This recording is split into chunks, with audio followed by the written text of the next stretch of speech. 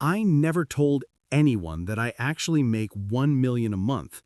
Nikita and I have been together for over a year, and we decided to get married. When it was time to meet his family, I wanted to play a little game. I pretended to be a simple girl from the countryside, but the moment I stepped into their house, before we continue, don't forget to write in the comments which country you're from and how old you are. Enjoy listening. In the frenetic pulse of Moscow, where glass towers pierced the winter sky like shards of ice, Anna Volugolov lived a life veiled in secrecy. At 28, she was a self-made millionaire. Her fortune amassed through Volugolov Analytics, a tech startup that revolutionized data processing for Russia's corporate elite. Banks, oil magnates, and tech conglomerates relied on her algorithms to predict market trends with uncanny precision. Her penthouse in Moscow City, perched high above the Moskva River's icy shimmer, was a testament to her success. A sleek sanctuary of minimalist design with polished concrete floors, floor-to-ceiling windows framing the city's neon glow, and walls lined with rare first-edition books by Pushkin, Tolstoy, and Akhmatova, their leather bindings worn from years of quiet evenings. A single framed photo of her late mother, Elena, stood on a glass table, capturing her in a Suzdal meadow, her smile soft but weary, a relic of a simpler time when they'd picked wildflowers under a boundless sky. Behind a sliding panel, a hidden safe held contracts, patents, and encrypted drives that secured Anna's million-ruble-a-month income, a fortune she guarded fiercely. She never told anyone, not her childhood friends from Suzdal, who sent letters filled with village gossip about hay harvests, church festivals, and local feuds, not her distant cousins, who assumed she was scraping by in the city, sending her knitted mittens each winter, and not even Nikita Ivanov, the man who had captured her heart. Her wealth was her shield, but also her burden, hidden beneath modest coats that concealed her designer wardrobe. Silk dresses from Paris, tailored blazers from Milan, a Rolex under long sleeves, and a Ferrari parked in a private garage, far from prying eyes, its engine untouched for months to maintain her disguise. Anna and Nikita had been together for a year and 3 months, their love a quiet refuge in Moscow's relentless chaos. Nikita, a 30-year-old architect with a warm smile, earnest brown eyes, and a mop of dark hair that fell into his face when he laughed, was everything Anna hadn't expected to find in this cutthroat city. Kind, grounded, and untainted by the ambition that drove so many. He believed she was a freelance graphic designer, scraping by on small gigs, a story she'd crafted with meticulous care to keep him close without the shadow of her wealth complicating their bond.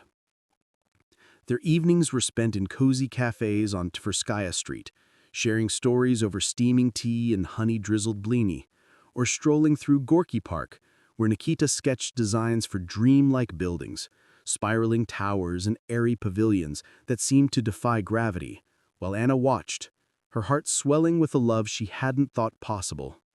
They laughed over shared plates of pelmeni, debated Dostoevsky's novels, and planned a future under the city's neon glow, their footsteps crunching through snow-dusted paths.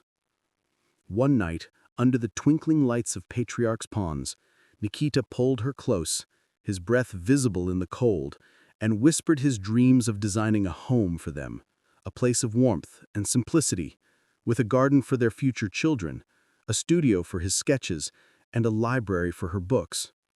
When he proposed under a snowy sky in Zaryadja Park, his hands trembling as he offered a simple silver ring engraved with a tiny star, Anna's world seemed to pause.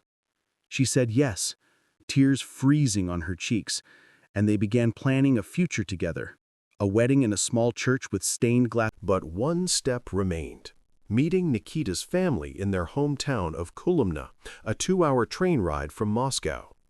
Anna saw an opportunity for a playful deception.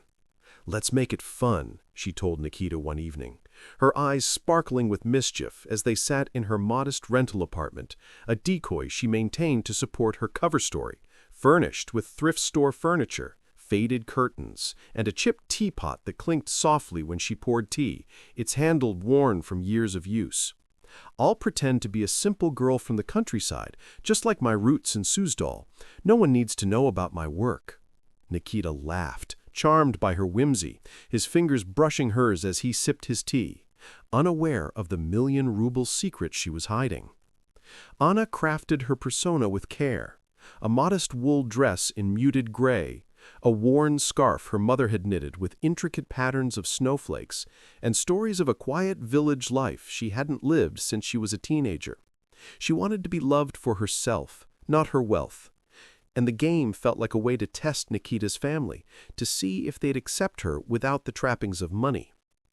But beneath her playful exterior, a flicker of fear stirred. Her childhood in Suzdal had been marked by hardship. Her mother's death from a prolonged illness when Anna was 18, her father's abandonment when she was 7, leaving them to fend for themselves in a crumbling dacha with a leaking roof, a stove that barely worked, and windows that rattled in the wind. Success had been her armor, built through sleepless nights coding in a cramped dorm room at Moscow State University, outsmarting competitors who underestimated the girl from the provinces, her algorithms rewriting the rules of Russia's tech scene. But now, stepping into Nikita's world, she felt exposed. Her old professor, Dr. Marina Petrova, had once told her, "Anya, you have a gift. You see patterns others miss. Don't let the world dim that." Those words had driven her to build her empire, her mind mapping data points like constellations, turning chaos into profit. Now they echoed as a reminder to stay sharp, to navigate the delicate dance of her deception. The train to Kolomna wound through snowy fields, the frost-laced windows framing a world of stark beauty. Birch trees heavy with snow, distant villages glowing faintly in the dusk, their wooden houses huddled against the cold, smoke rising from chimneys like whispers of warmth. Anna held her hand, his fingers warm against her cold ones, sharing stories of his childhood. His stern but loving mother, Irina, who ruled the family with a quiet strength, her hands always busy with cooking or sewing, her borscht, a legend in Kolomna, served at every festival. His reserved father, Sergei, a retired factory worker with a penchant for silence, his face weathered by years of labor under Kolomna's gray skies, and his hands still calloused from decades at the steelworks.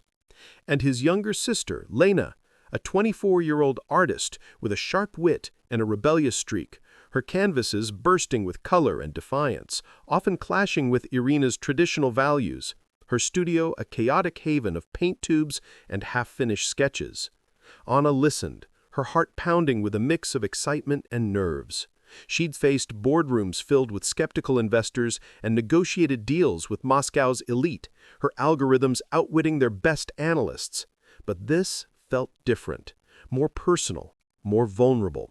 She thought of her mother, Elena, who taught her to sew and dream under Suzdal's starlit skies, stitching patches onto worn clothes while telling stories of courage and resilience, her voice soft but steady against the howl of winter winds. She thought of her father, Mikhail, whose betrayal had left a scar she'd buried under ambition, his face a blurry memory until she'd seen it in old photos tucked in her mother's keepsake box, yellowed and creased. As the train pulled into Kolomna's quaint station, its platform dusted with snow, Anna adjusted her scarf, her breath catching. The game was about to begin. The Ivanov family home was a modest two-story house on the edge of Kolomna, its wooden exterior weathered but warm, smoke curling from the chimney into the crisp evening air. Irina greeted them at the door, her gray hair pulled into a tight bun, her eyes appraising Anna with a mix of curiosity and caution.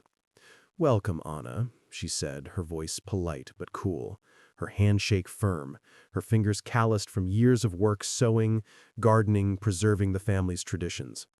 Sergei, a quiet man with deep-set eyes and a face etched with lines of labor, offered a nod, his hands clasped tightly behind his back, his posture rigid as if braced for impact.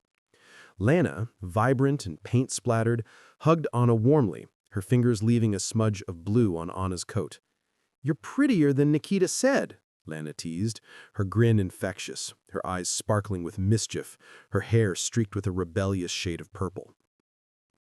The house smelled of borscht, fresh bread, and a faint hint of wood smoke, stirring memories of Anna's childhood kitchen in Suzdal, where her mother had taught her to knead dough under flickering lamplight, the warmth of the stove a shield against the cold. Dinner was a tense affair, the clink of spoons against bowls punctuating the silence. Irina asked pointed questions about Anna's life in Suzdal, her family, her work, her plans. Anna wove her story carefully, describing a fictional life of teaching art classes to village children, her voice steady despite the scrutiny. She spoke of Suzdal's golden-domed churches, their bells echoing through misty mornings, of summers picking berries in fields that stretched to the horizon, of a simplicity she hadn't known since her mother's death. Nikita squeezed her hand under the table, proud of her charm, his smile a quiet reassurance, his thumb tracing circles on her palm. But Irina's gaze lingered, sharp and unyielding, her eyes narrowing as if peeling back on his words. Suzdal's a small place, Irina said, spooning borscht with deliberate care, her movements precise, almost ritualistic. What's your family name again? Volov? I knew a Volov once, but they left years ago. Anna's pulse quickened, her mind racing. Was Irina testing her? She smiled, deflecting with a story about her mother's garden, where they'd planted sunflowers that towered over her as a child, their golden petals swaying in the breeze. But the air felt charged, as if Irina sensed the lie beneath her words.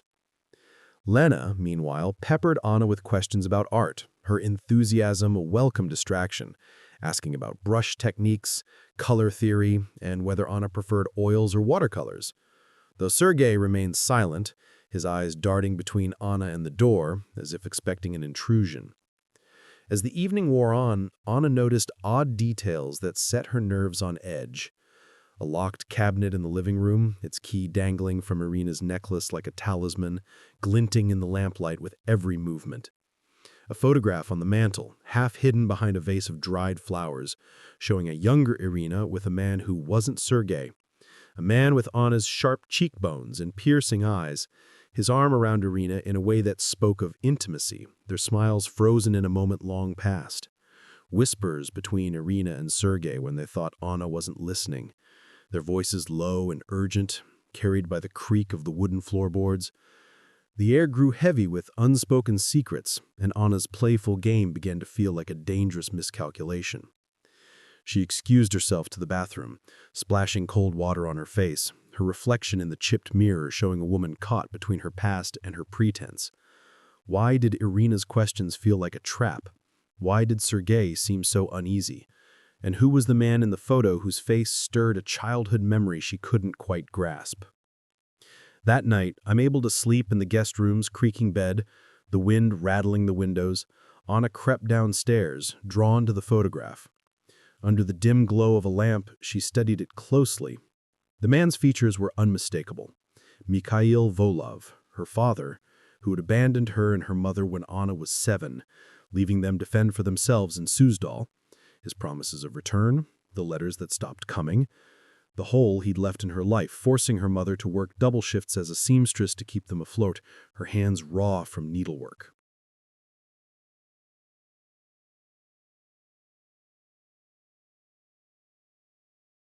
Was this why Irina seemed so guarded? Did Nikita's family know her father? She heard a creak behind her and turned to find Lena, her face pale in the lamplight, her paint-stained hands trembling. "You shouldn't be down here," Lena whispered, her eyes darting to the stairs. "Mama doesn't like people snooping." Anna's heart raced. "Who's this man?" she asked, pointing to the photo. Lena hesitated, her fingers twisting nervously.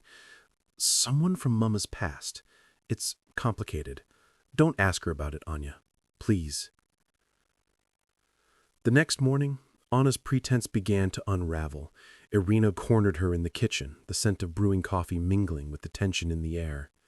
"You're not just a country girl, are you?" Irina said, her eyes narrowing, her voice low and cutting. "I saw your phone. Expensive. not something a village teacher could afford. Anna froze, cursing herself for leaving her sleek, custom-designed phone on the table, its titanium case a stark contrast to her story.